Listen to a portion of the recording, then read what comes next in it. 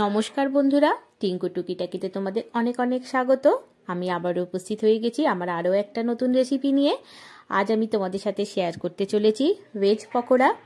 অনুষ্ঠান বাড়ির মতো ভেজ পকোড়া কিভাবে বানাতে হয়, কি প্রসেসে বানানো হয়, পুরোটাই দেখে নেওয়ার জন্য ভিডিওটা শুরু থেকে শেষ পর্যন্ত দেখে নিও, তাহলে কোনো কিছুই তোমাদের মিস করে যাবে না।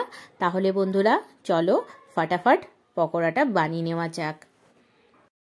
ভেজ পকোড়া বানানোর জন্য আমি এখানে নিয়ে নিয়েছি এক বাটি খুব মিহি চপ করে রাখা বাঁধাকপি। এখানে নিয়েছি খুব ছোট করে কেটে নেওয়া ফুলকপি, একদম খুব মিহি করে কেটে নেওয়া গাজর। এখানে দিচ্ছি এটা হচ্ছে মানে স্প্রিং অনিয়ন। আর দেব এখানে এক বাটি পালং শাক দিয়ে দেব, দিলাম কিছু ফ্রেশ ধনেপাতা,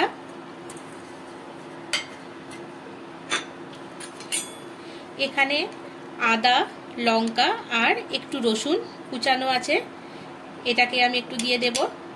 ঝালটা তোমরা যে যতটা খেতে চাও সেই হিসাবে দেবে। আর এখানে চপ করে রেখেছি পেঁয়াজ, এই পেঁয়াজটাও আমি এখানে দিয়ে দেব। তোমরা যদি গ্রিন পেঁয়াজটা মানে যেটা হারা পেঁয়াজ বলে সেটা যদি তোমরা দিতে চাও সেটা তোমরা এখানে দিতে পারো।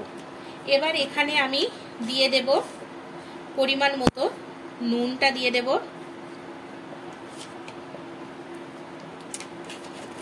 নুনটা দিয়ে ভালো করে আগে আমি হাতে করে চেপে চেপে প্রেস করে করে সব সবজিগুলোকে নুনের সাথে ভালো করে আগে মেখে নেব।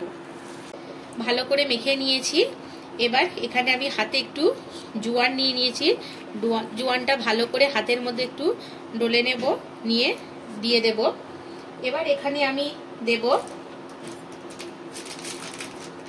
বেসন, দিলাম 2 চামচ আমি এখানে বেসন দিলাম। সবকিছু আমি সেম কোয়ান্টিটিরই দেব। 2 চামচ দিচ্ছি এখানে চালের গুঁড়ি, আর 2 চামচ দিলাম এখানে আমি ময়দা। এইগুলো দেওয়ার পর যদি বাইন্ডিং এ আরো একটু লাগে তখন আমি সবকিছু আবার হাফ হাফ করে দেব। অল্প একটু এখানে আমি হলুদ গুঁড়ো দিলাম, এখানে কালারের জন্য একটু কাশ্মীরি দিলাম লঙ্কা গুঁড়ো, আর কাঁচা লঙ্কা আমি দিয়েছি, তবু ঝালের জন্য একটু আমি লাল লঙ্কার গুঁড়ো দেব। পকোড়া একটু ঝাল ঝাল খেতে খুবই ভালো লাগে। এখানে অল্প দিলাম আমি জিরের গুঁড়ো, আর দেব এখানে একটু চাট মশলা, আর দেব এখানে আমি খুব ক্রিস্পি করার জন্য মুচমুচে করার জন্য একটু খাবার সোডা দিয়ে এটাকে ভালো করে হাতের সাহায্যে আমি মেখে নেব চটকে চটকে।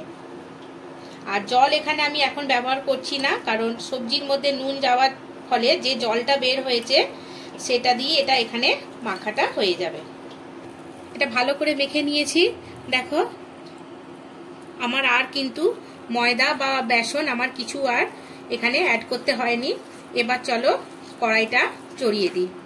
কড়াইয়ে তেল গরম হয়ে গেছে, এবার পকোড়াগুলো আমি এক এক করে ভেজে ফেলবো। বেশি গোল গোল করে ভাজবো না, এইরকম করে একটু ছাড়লে দেখতেও ভালো লাগবে।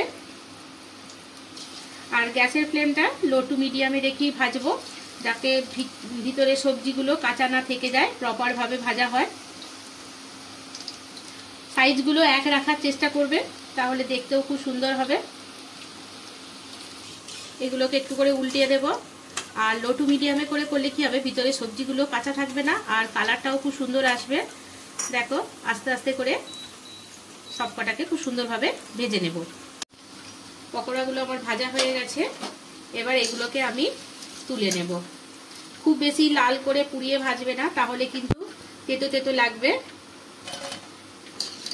এইরকম করে আমি বাকি পকোড়াগুলোকেও ভেজে নেব। কিন্তু বিয়ে বাড়িতে বা কোনো অনুষ্ঠান বাড়িতে ভেজ পকোড়া সাধারণত এত বড় বড় করে না, একটু ছোট ছোট করে। তো আমিও চেষ্টা করব সেকেন্ড ব্যাচে ওই রকম ছোট ছোট করে বানানোর। তো চলো সেকেন্ড ব্যাচটা দিয়ে দিই। সেকেন্ড ব্যাচের গুলো হয়ে গেছে। তো এবারের গুলো একটু আমি সাইজটা ছোট করেছি যাতে সবাই 4-5টা করে খেতে পারে। আর দেখো এই শীতকালে তার উপরে আবার মাঝে সাঝে বৃষ্টি করছে, আর এই রকম ভেজিটেবল পকোড়া হলে আর কিচ্ছু চাই না। সাথে তোমরা কফি বা চায়ের সাথে কিংবা শুধু গরম ভাত আর ডাল আর এই পকোড়া থাকলে আর কিচ্ছু লাগবে না। তো আজকেই এটা তোমরা দেখা মাত্রই বানিয়ে নেবে কিন্তু। ভেজ পকোড়া আমার রেডি হয়ে গেছে। তো চলো এগুলোকে এবার আমি সার্ভ করে দিই খুব সুন্দর করে।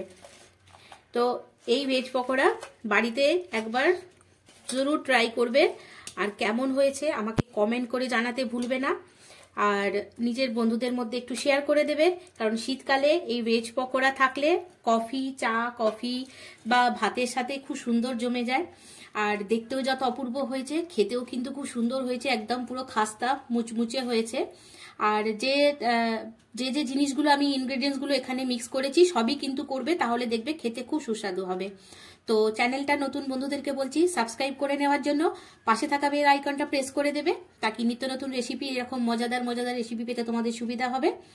আর পুরানো বন্ধুদের অসংখ্য ধন্যবাদ জানিয়ে ভিডিওটা আমি এখানেই শেষ করব। তার আগে দেখো আমি একটা হাতে করে ধরেই নিয়েছি, এটাকে আমি ভেঙে দেখাচ্ছি কতটা মুচমুচে হয়েছে, আর খেতেও কিন্তু খুব সুস্বাদু হয়েছে, এখনো পর্যন্ত ধোয়া উঠছে। তো চলো বন্ধুরা, ভিডিওটা আমি এখানেই শেষ করছি। খুব ভালো থেকো, ধৈর্য ধরে দেখার জন্য অসংখ্য ধন্যবাদ। আবার আমি এরকম মজাদার রেসিপি নিয়ে তোমাদের সামনে হাজির হয়ে যাব। ততক্ষণ খুব ভালো থেকো, সুস্থ থেকো। Thank you so much.